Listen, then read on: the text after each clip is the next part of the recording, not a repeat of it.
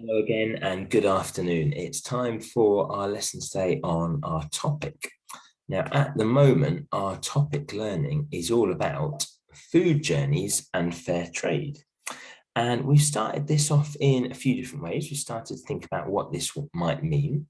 And I know you've thought a little bit about this with Mr. Neves, and you're thinking a little bit about it with Miss Akers today too. So it's that particularly this part today, I really want to think about fair trade.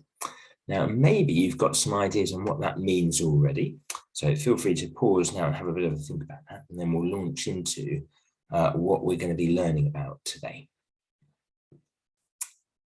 So I want to start off with this question, which is, where does our food come from?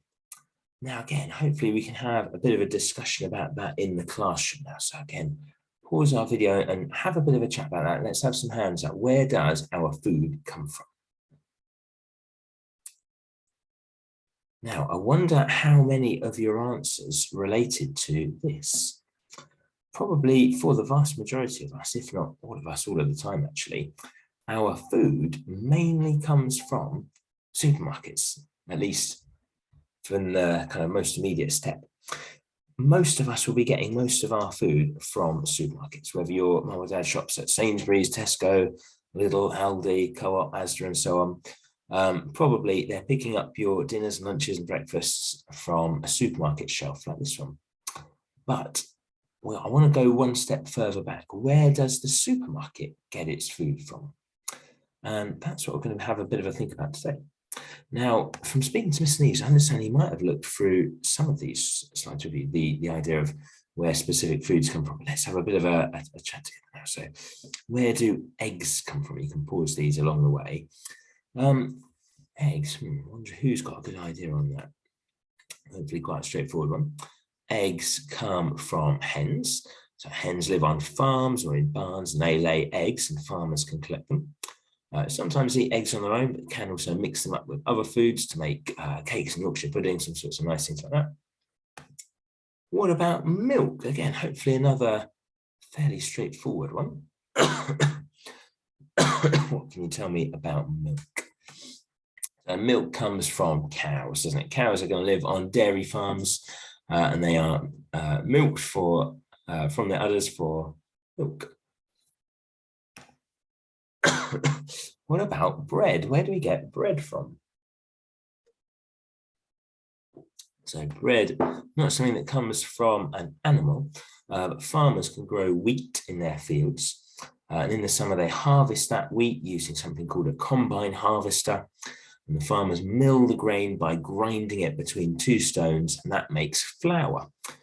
Flour is the main ingredient for bread. Now, chips. Oh, I do love chips. I'm hoping my coronavirus doesn't make me lose my sense of taste because I'm really hoping to have some nice chips. That would be tasty, wouldn't it? Where do my chips come from? Chips come from potatoes. So potatoes are grown by farmers in their fields. In the summer, farmers can dig those potatoes up, store them in big sacks. We can cook those in all sorts of different ways. It might be roast potatoes, jacket potatoes, mashed potatoes, and my favorite, chips. Fruit. Now, there's all sorts of different fruits. Where do our fruits come from? Well, fruits grow on trees, bushes, and plants. Some fruits need hot weather to grow, such as mangoes, oranges, and pineapples. So those ones will only grow in hot countries. Other fruits, though, like apples, pears, and plums, don't necessarily need that really hot weather. And they're fruits that can be grown in the UK. We'll come back to that idea in just a moment as well. And vegetables. So I thought about fruits. Where do our vegetables come from? So vegetables grow above ground and some of them grow below ground. They might be things like potatoes, beetroots, carrots, and turnips. They're all underground vegetables. Can have overground ones though, like beans, cabbages, lettuce, cauliflower, broccoli. They're all vegetables that grow above the ground. Vegetables though, they grow on plants and underground. So thought about where food comes from. does all of our food come from this country then? So I've thought about ways that we can grow foods or animals that can provide us those foods. Do all of our foods come from this country? No. People from all over the world make their money from growing and selling food. And a lot of food is sent overseas to other countries. Now, the UK exports a lot of foods grown here to other countries, but we also import lots of food grown or made elsewhere. Now, there's two words in particular there that I want us to think about. There's exports and imports. Now, what word can you notice within both of those? Might be one that's a bit more familiar to us. What word can you spot within those? It's both got the same root word. It's ports. And ports are big places that lots of ships come to either deliver or to send off goods. If you think of cities like Portsmouth or Portsmouth, lots of cities have that in their name as well. And that's because Portsmouth was a city with a port in it. And so lots of goods came in and out of the country via Portsmouth, and indeed still do. So where we're talking about exports and imports, exports are goods that go out of this country to other countries, other places. Imports are things we bring into the country from other countries or other places. And food is definitely something that we do a lot of exporting of and also a lot of importing of. So it's lots of foods that are grown and made here are sent to other countries because they would like some of them there. But likewise, we buy in lots of food from other countries because it's made there and we want it. If we look actually at where our food comes from, this is some data from the government website. 2019 is a little bit out of date, but this is the most up to date they've got on their government website at the moment. We can see that actually about just over half, about 55% of the food that we consume here in the UK is made or grown or produced here in the UK. So about half of the food, just over half of the food that you have probably made or grown or produced here. But that means nearly half of our food comes from elsewhere. About a quarter comes from the EU, that's the European Union, so countries like France or Spain or Italy or Germany.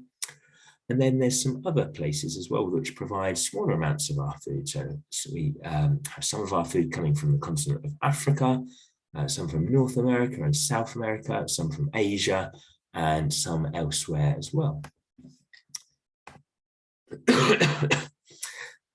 Here's a quote from someone called Martin Luther King. Now, he's a really important and influential person for different reasons. I think actually we've mentioned Martin Luther King at various other stages this year, actually. I believe when we did a bit of work on persuasive writing, we actually looked at one of his speeches, and he used repetition in one of his very famous speeches. We learned actually about repetition partly from looking at that. Here's a quote from him, which I think is really relevant to what we're looking at today. He said, before you finish eating breakfast this morning, you've depended on more than half the world. And that's a really interesting quote. What do you think he means by that? Before you finish eating your breakfast each morning, you've depended on more than half of the world. Well, I think what he's saying there is that actually so much of the food that we eat and consume comes from so many different places that actually we depend on various other countries for all sorts of things when we're eating. If you've had bananas today, maybe they came from Costa Rica. If mum or dad sat down while you're having breakfast with a coffee, maybe that's come from Guatemala. That's the country that provides a lot of the coffee that we have. Belize is somewhere where we get a lot of our sugar from. South Africa provides our country a lot of sultanas. Maybe the cotton, if you've got a coffee table cover, maybe actually that came from India. So like Martin Luther King said, even actually by the time it's 9 o'clock in the morning and you've just only had breakfast, already you will have been relying on lots of other countries to have made that happen. So why do we do that then? Why do we get our food from other countries? Because there's got to be drawbacks to that, isn't there? If we're having to ship in all sorts of things from other countries, that's going to take time, that's going to not necessarily be great for the planet. If we're having to transport large numbers of things on a very regular basis overseas. So why do we do it? Has anyone got any ideas on that? Let's pause the video here and let's hear some hands up for this. Why do we get our food from other countries? Why don't we just get it all from the UK?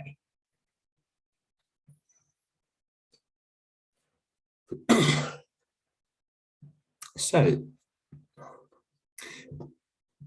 there are a number of different reasons for this. It might be that the food might be out of season. So what we mean by that is some foods we can grow really well in this country at certain points of the year. Strawberries are a really good example of this. We can grow strawberries at some times of the year, some months of the year in the UK when the weather's right for it. But at other times, it's much harder to grow strawberries in this country. And people in this country might well want to eat strawberries all year round. They might want strawberries every week or every month. And so we might need to, at some point, get those foods from other parts of the world when we can't grow them here. It might be that that food can be of better quality when it's made elsewhere. And that's particularly, again, relating to the conditions in which it's grown. Maybe we can grow things kind of well here, but actually other countries can grow it much better because perhaps they've got a better climate. On the subject of climate, there are many foods that we simply don't have the right climate, and that means weather, needed to grow. So bananas are a really good example of this. You will find it almost impossible to grow bananas in our country because bananas need to be grown in really, really hot weather and a hot climate. So that's one reason really why bananas aren't grown here and we need to import a lot of bananas.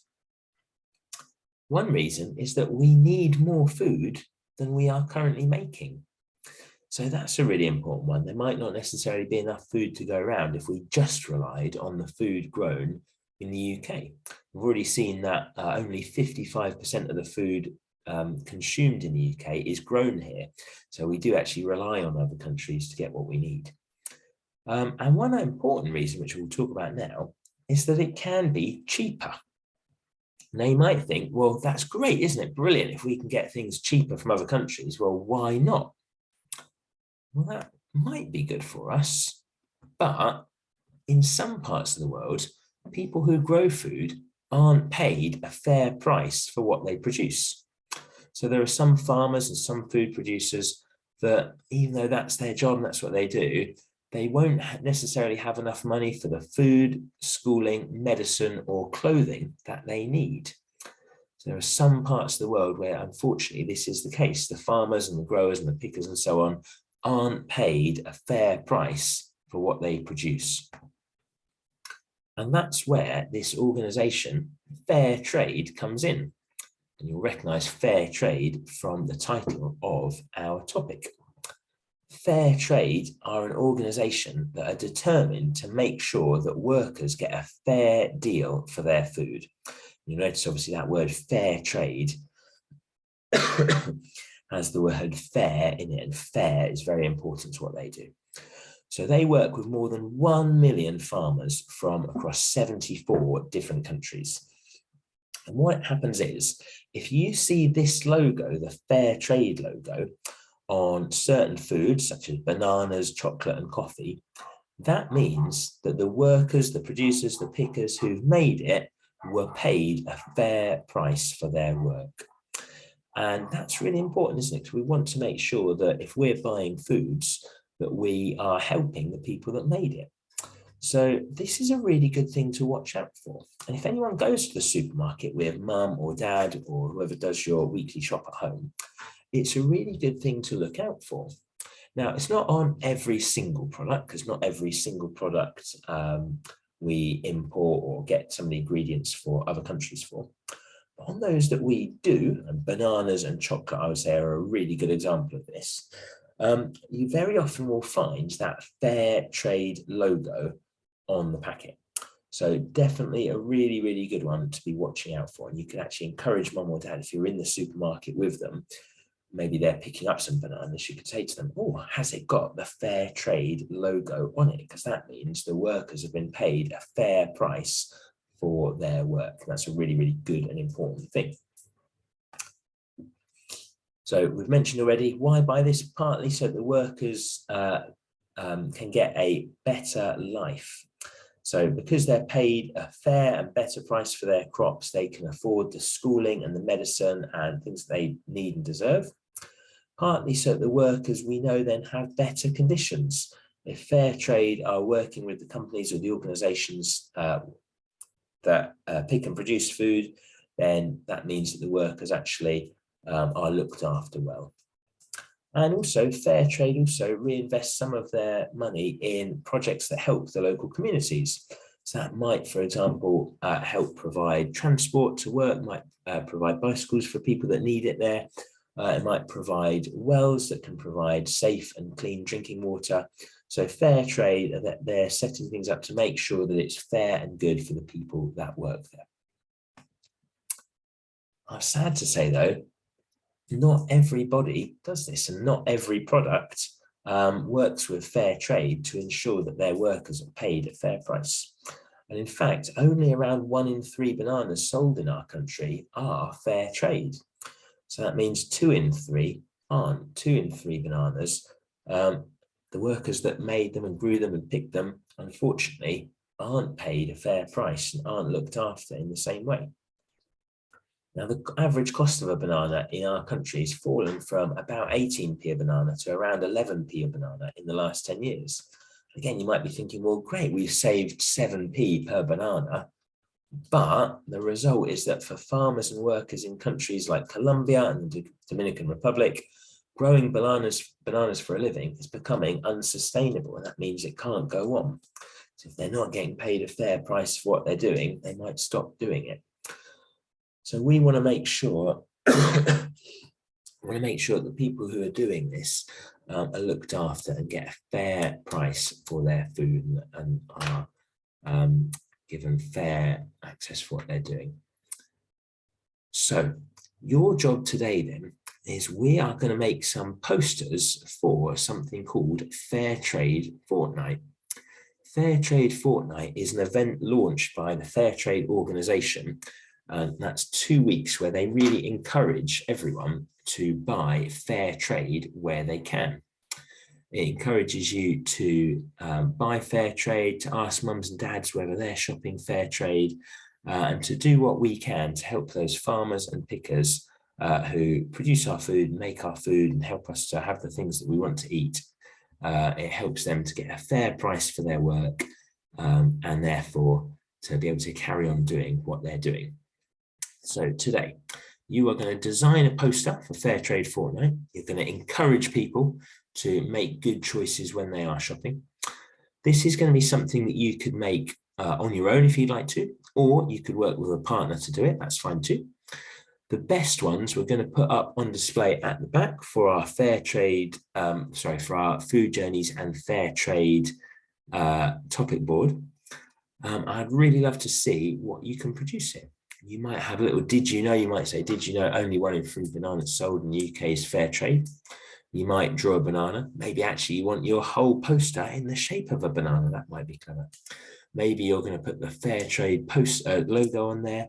Maybe you're going to have some reasons why people should choose fair trade. I'd like to try to make for us today some really good posters that can go up on display.